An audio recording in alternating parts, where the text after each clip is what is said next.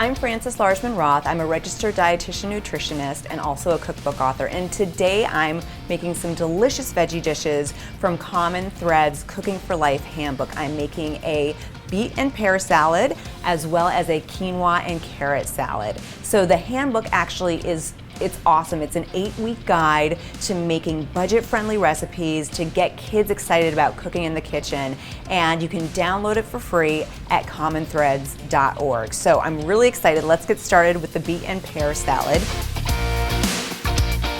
I love beets. A lot of people are a little bit afraid of them, a little intimidated, but they're actually super delicious, incredibly nutritious, so packed with antioxidants.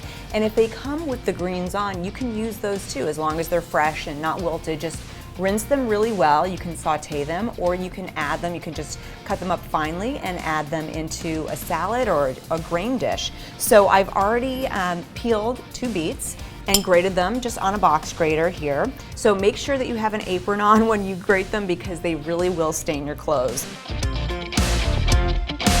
We're making a very simple vinaigrette. I have 3/4 cup of oil and the juice of 1 lemon. Now, anytime that you want to squeeze citrus, make sure to roll it on the countertop first, whether it's a lemon, a lime, grapefruit. If you're juicing it, roll it. You will get so much more out of it. So I've already juiced this one. And then we're gonna add a little bit of salt and also some freshly ground pepper. And then add it to our beets. Okay. So gorgeous. And I love the variety of beets too. There are golden beets, there are candy striped beets, so you can have fun. When you choose your pears, look for ones that yield a little bit at the end here and kind of have a fragrant pear smell. You want to choose them kind of how you would choose an avocado. And then arrange them right on top. And there is your pear and beet salad. Okay, so we made our beautiful beet and pear salad, and now I'm moving on to our quinoa carrot salad. I've got a little bit of oil in a saute pan heating, and we're gonna add some grated ginger to that, just a tablespoon of grated ginger. And a lot of people are a little intimidated by ginger. They're not quite sure how to peel it. All you need is a spoon. So you take your spoon and you basically pull it towards you, and it pulls off that ginger skin really easily, and then you can grate it. That's all you need. We're gonna add that to our hot pan. Ginger's so delicious and so good for you. It's fantastic for digestion. Okay, so just a quick saute with that. We're gonna add in cumin. Smells so wonderful. And spices, I love ground spices because you can add a lot of dimension to a dish and you're adding no extra calories. And also some cinnamon. And I love adding cinnamon to savory dishes. I just think it's a really fun thing to do and adds so much flavor. Okay, so we've got our spices in the pan.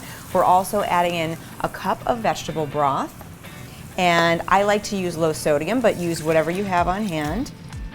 We're gonna bring that to a boil, and then we're gonna add in 1 cup of quinoa. Now, I love to cook quinoa. I make it about once a week, and then you can store it in the refrigerator for about 4 days. You can add it to so many things, and it's going to boost the fiber and the protein in any dish you add it to. You can heat it up for breakfast and have a little maple syrup on top. I also love to add it to soups and chilies to just give it more substance and more protein, of course.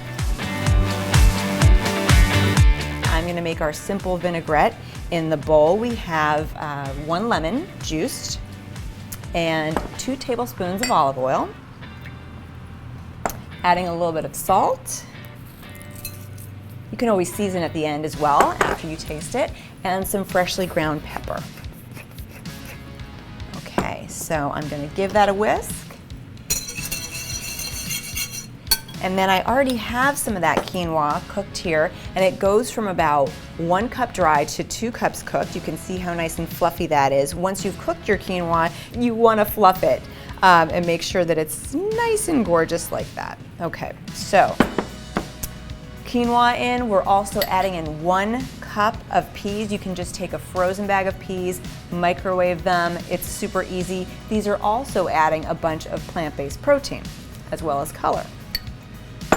2 carrots, shredded, and then a 1/4 cup of raisins. And these are gonna add not only sweetness, but also some really nice texture and chewiness to our salad. So let's get it all in there. So pretty. Now you could, if you wanted to add even more protein to this dish, you could add a can of garbanzo beans, just rinse them first, or you could use this as a side dish. It's a really versatile dish. So we're also going to add a little bit more color with our scallion. So just taking off the ends and then giving it a nice chop. And scallions really add a lot of flavor and color to so many different dishes. Okay, so let's plate it up.